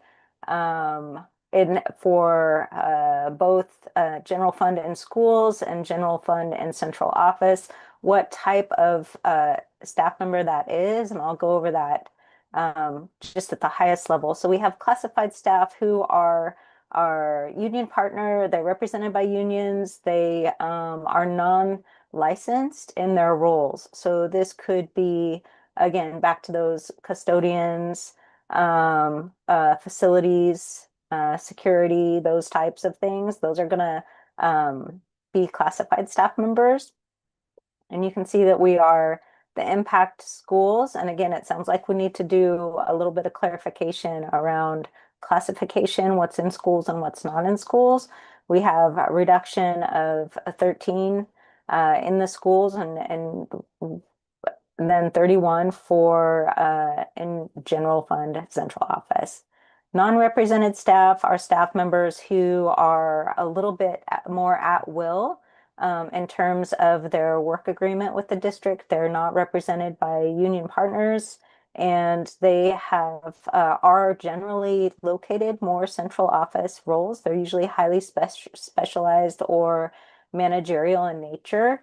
And so there are no reductions to schools because they don't live in schools. They are more in the underpinnings of the work.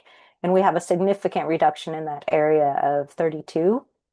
We have you can see our licensed staff members are represented there. And again, these are the central offices and support personnel only. So this is not the school staff that we already talked about. These are licensed staff members who are either dispatched from central office to the schools or are full-time in our central office work. We have our administrative reductions as well, and then senior leadership. So you can see that it kind of makes more sense that those are located in the central office because they're at that highest level of leadership. So this is just a different lens on similar information as we look at our central offices and support. And thanks for your feedback tonight. I already have some ideas about how to represent this even more clearly. So again, I do think we need to be sensitive to folks who have not engaged yet in the HR process if they're going to be impacted by these reductions. So we can advance. All right, so our central offices, this is the non-personnel summary. So we do a lot of contract administration and purchasing from the central office. And so over the course of the last year, we've, like I said, we've continued to dig in and evaluate, what's critical for operations versus what we can either put a pin in for a later time or do in a different way. So not that these things aren't going to impact services to schools. Everything comes down to how schools are served, but these are some concepts we have. So adjustments to non-contractual salary costs. So that would be extended hours and overtime, really getting a handle on when that's needed and how we are administering that. Staff time is important. Our instructional services, local meetings, printing. So this is the less than 15% of our budget that's non-personnel. These are things that we are still continuing to look at as we have fewer students. We need to continue to contract those activities as well. You can see here we have a reduction to our community partners. As part of this, we do invest heavily in those services to our students, and those would be felt in the schools as well. But those are centrally dispatched, so that's why they're listed here. We have some changes in transportation that we can make within our rules and still provide service to students at the level that's expected and required. And then reducing our seats at our private alternative schools, making some concerted effort to make sure that we are providing the best opportunities we can within our own schools for those alternative students. The rest, you can see the total here for that is $9.4 million with our net central reductions, including personnel, at just over $24 million.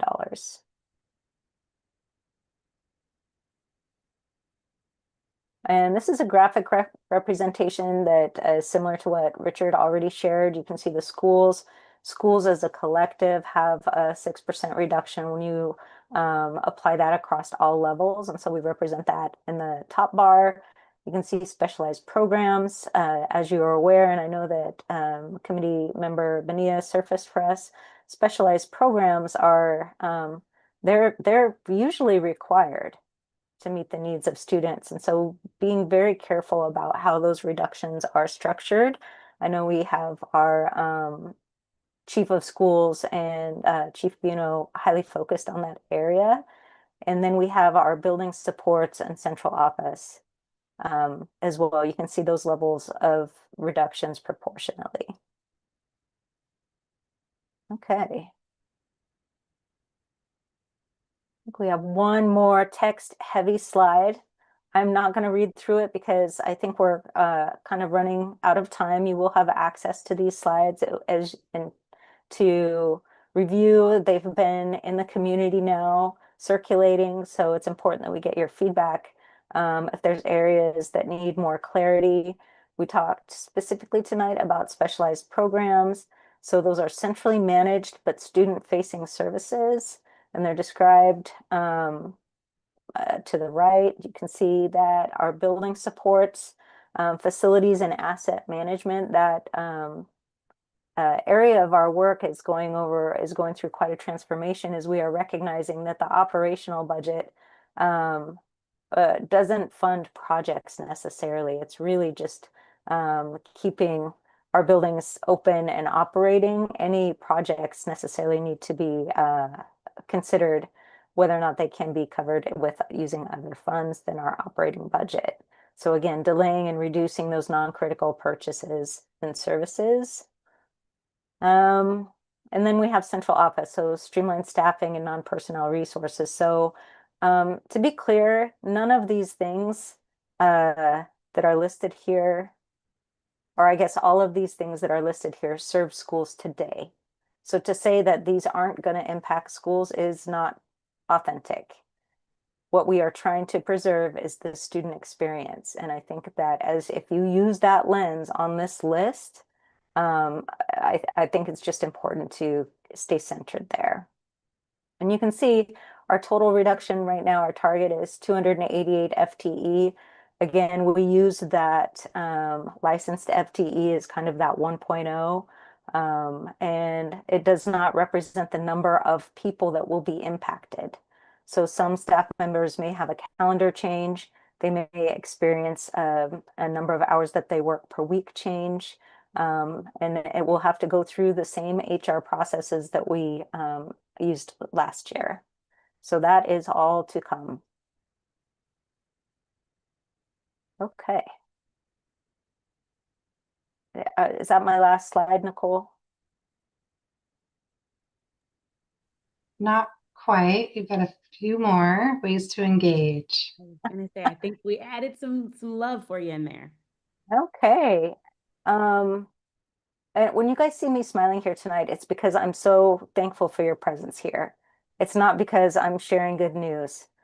There hasn't been a lot of good news since I started. So I just want you to know that that smile is for you as stakeholders and advocates for our students. Working closely with our communications team, we have our budget video series that's been kind of been meted out over the last couple months through our Facebook page and other social media, just trying to lift awareness of how schools are funded and where those dollars are going. So I encourage you, again, as key communicators, to know what's out there publicly. We do have our frequently asked questions as well. We have lots of upcoming engagements and opportunities to advocate. So really monitoring what's happening and being reported to the school board. We're making a concerted effort to make sure that the financial information they are receiving is familiar, they're getting it on a regular basis, and have the opportunity to ask their questions as well. So all of those meetings are recorded, just like this one. So again, thank you so much for your participation and to this amazing team who is bringing all of this together.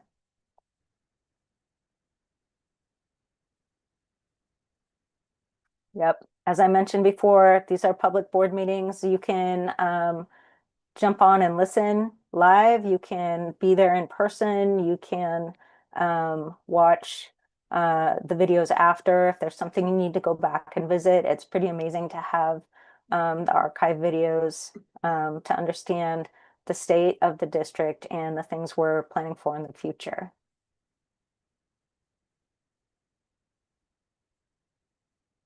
All right, back to CBRC team. So we just wanted to place a landing spot here in the presentation as a resource to you as members of this committee, that there is a webpage available with information and materials. There's a link to past videos, which may be especially useful as you're stepping into this committee for the first time, or even as a refresher of where things landed last year on what's been discussed and what's happening.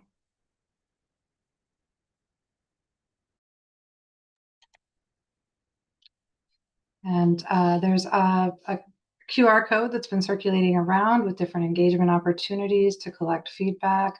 One thing we're trying to make sure we're hearing is early, often feedback, as well as sharing early and often. And so to the degree in which you're interested in providing feedback yourself, or if somebody says, hey, how do I engage? If for anyone watching online right now, how do I provide feedback or information? This QR code will get you to the place where real people are reading real responses, and that's where the compilation of the Q&A responses are being populated and put out.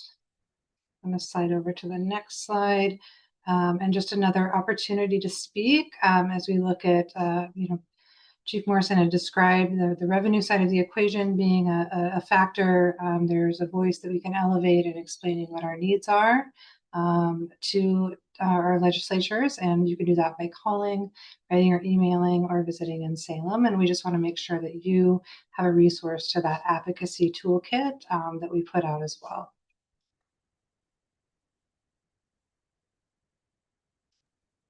All right.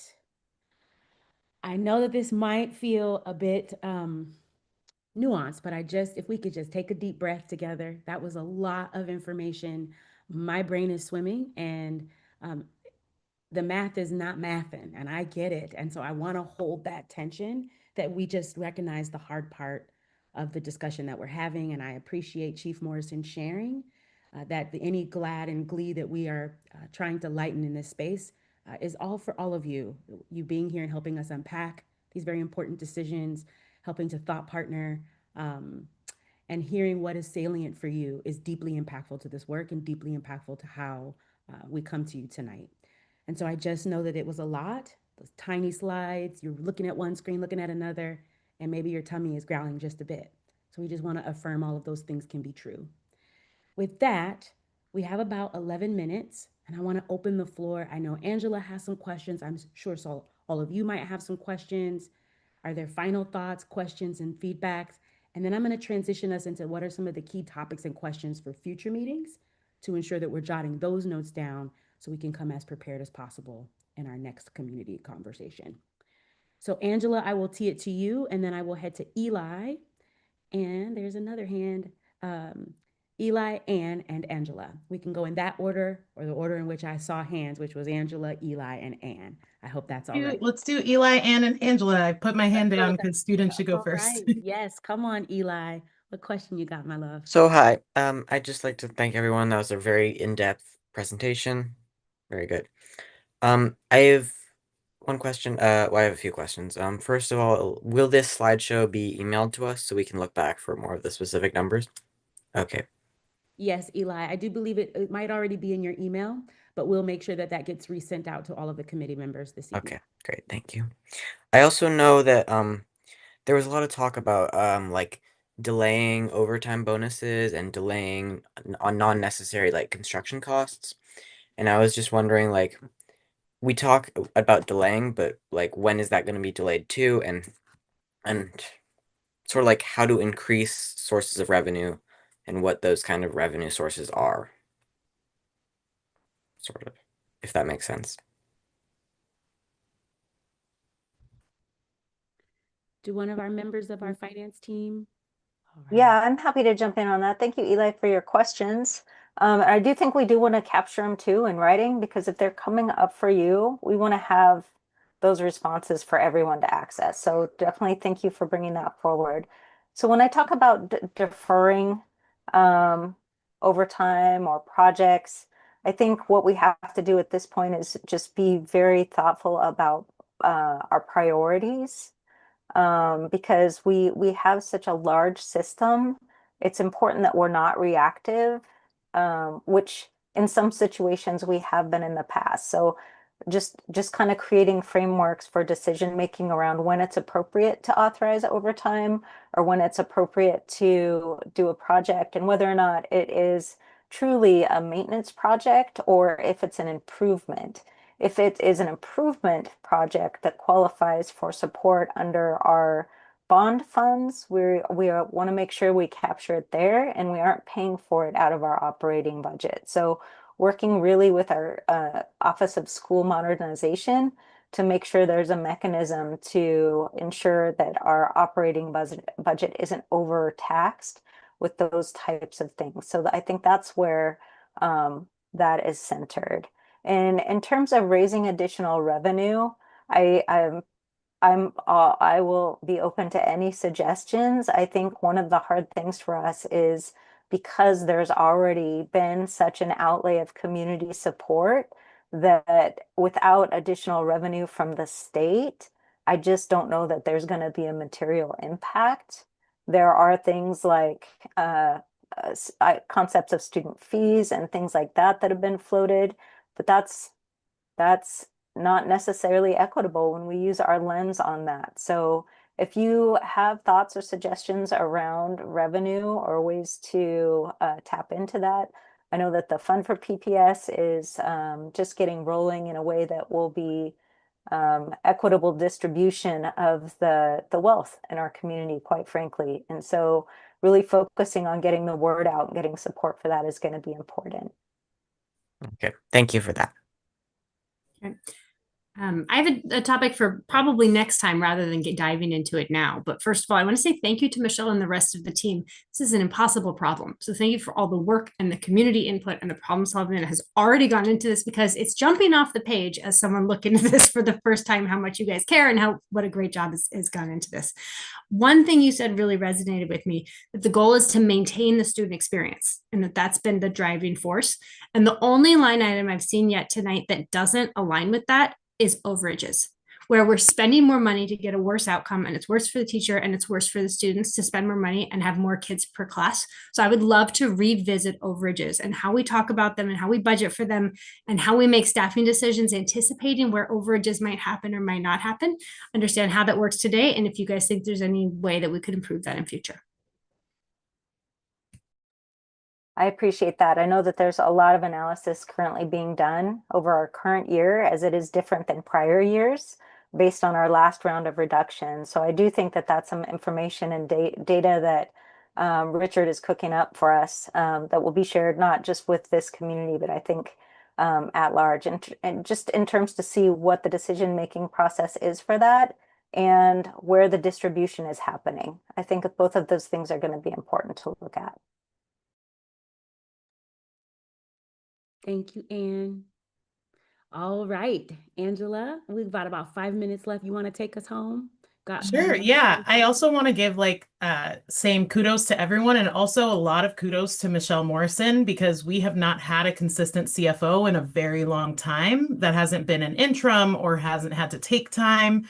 And so, like Anne said, this is an impossible job. That's why folks keep leaving. And thank you for sticking through and doing all this work, and your team as well. I think I have a couple questions just around the school-based need and the additional FTEs. I know that it said like schools will have the opportunity to add back FTE. And I think for next time, the question is around like, is that limited in what type of FTE, or is that like a specific type of FTE that can be added back? So like if a school says, you know, we want to increase our counselors at our school, could they use that additional FTE? Or, you know, we need another community safety agent. So I think that was one of my questions. And then the other question, after Richard was presenting around the ratios for staffing, I was just wondering who that includes, because you said it like jumps in middle school, but is different in high school because those classes are already big. So I think that would be helpful too, to know like who is part of that ratio for students. But then to the advocacy piece too, because I heard what Anne said about the overages, and that is a contractual agreement with PAT. And what I've heard from educators nonstop is we don't want money, we want a class size that's manageable so that we can serve our students. And so that's kind of where I was asking about, like, is that funding supporting, because the way that the contract's written, they can give teachers money or they can add an additional half-time EA. And that's why I was wondering if that funding is calculating the idea that you would give both or some EAs, some overage, that kind of thing. But in terms of advocacy, which I really appreciate also putting in this slide, I was wondering if we have a sense, and these might be like questions for next time, what's the likelihood of the legislature tapping into the 1 billion-ish education stability fund? And is PPS advocating for that with the legislature and the governor? And is that something that we should be pushing with our families and communities around, like in the short session, we have $1 billion to stabilize education. Feels real unstable here. Maybe they can do something. The other piece was just the idea of the city and the state are proposing a contribution of $150 million to the Moda Center to keep Blazers in the city of Portland. And 75 mil of that is from the state and 75 mil of that from the city. Is that part of our advocacy as well as being like, sports are great, we love sports, but we also need kids to learn. So can we get some of that cash this way? And then the last piece just around, I keep bringing up the previous CBRC report because I read them every year and then I don't want it to be like lost. So I know that the previous recommendation was around one of them was PPS conduct and publicly report an analysis on class size and other benchmarking within QEM at various school levels. And there were concerns about like shortened weeks impacting attendance, which can impact our enrollment. Has there been any kind of reporting or calculation around what the actual cost of a healthy system in PPS look like, according to the quality education model? Or like what would the actual cost be to have a longer school year to support students? And if that's been calculated, as well as kind of like when we're talking about reductions in purchase services, one of the recommendations was that we stop using MAP, cut that contract, and use the free tool that's standards aligned and offered by ODE. And so I think a question for next time is also like, what is the cost of the NWEA MAPS contract, and what will it cost to eliminate that contract?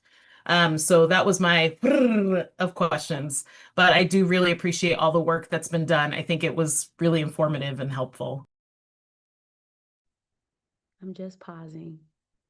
Hi, this is Patty. I cannot find my hand. That's okay, So Director Sullivan. We got you. I'm gonna interrupt here. No About asking for the, emergency fund from the state. Yeah, we're asking, and I've gotten a lot of information about all the hoops you have to go through to get it. But yes, I think we definitely need to ask for that. And you probably know, Angela, there's a rally tomorrow down in Salem that I'm going to, or a couple of us are going to. And so I hope everybody writes their representatives. There's a toolkit, I think it's probably on here, about who your representatives are, how to write the letter, how to call, all sorts of stuff. If we could just really bombard them, that might make a difference. So, yeah. And Thank you so much, Director Sullivan, for that. I also want to pause just briefly to pass it back to our finance team if they want to close up with any final thoughts before I share what I know our principals will be up to in the next couple of weeks, and an advocacy day that I know our district student council students I want to put that on our student reps from the committee here tonight on your radar, because our high school students from our district student council are also attending. Finance team, any other final comments, remarks, or closings before I send us all home tonight? Okay, all right. I want to remind everyone that this space is your space. And so I deeply appreciate you leaning in. And I know a Zoom can sometimes feel impersonal and kind of transactional. And so we'll work together at creating the warmth we need in order to sit at this table together every month. What I shared about our principles, as you all know, family and community engagement is supporting our budget engagement series. And I do believe that our building leaders will be out in their site councils hosting some community conversations around the discretionary funds that they have discretion over between the middle of February or so. So is those of you who have babies in this community and in this system, you should be hearing from your building leader. And if you do not, definitely feel free to reach out to Cheryl Pittman, who can handle and field all of your questions, but you are more than welcome to email me directly as well. And I can let you know what I might know about your campus and when your principal might be holding their meetings. Likewise, on Tuesday, February 17th is another PPS Advocacy Day down in Salem, and we'll be taking a contingency down. And as I referenced, family and community engagement helps support the student voice part of our system, which means we help facilitate around the district student council, which is 2 high school representatives, and our student voice advisory council, which is 2 middle school representatives. And we have a good time. We meet every month. We have had budget presentations from the finance team at our DSC and our SBAC, as you saw Chief Morrison share on the engagement slide. So student loves, Eli and Emma and Anna and Serena, I hope I got you all. Please feel free. I will message you directly to make sure that you can connect with Ian Retorto, our chair, the student representative to the board, but the chair of our district student council, to ensure that you are on that bus. If you want to be on that bus on February 17th, we'd love to ride down to Salem with you and make a little noise. With that, I just want to thank you all so much for being here tonight and for this work, for your brilliance, for your empathy, for your advocacy and your sharp eye and attention to every detail. I want to acknowledge, I know we did not get to hear Mr. Cruz's voice in the space. If you know anything about Karanja Cruz, his voices are always in the space. So we just acknowledge you tonight and hope that you are well.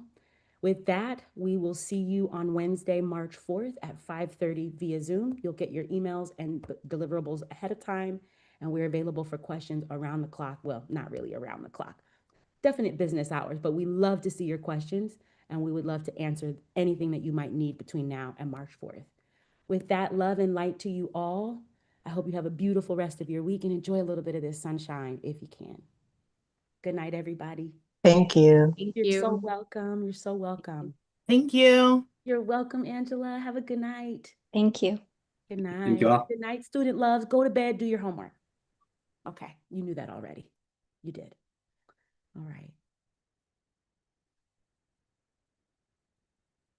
Good night, you all. I just want to wait and make sure so I can end the live stream. So I'm going to just hold back a bit.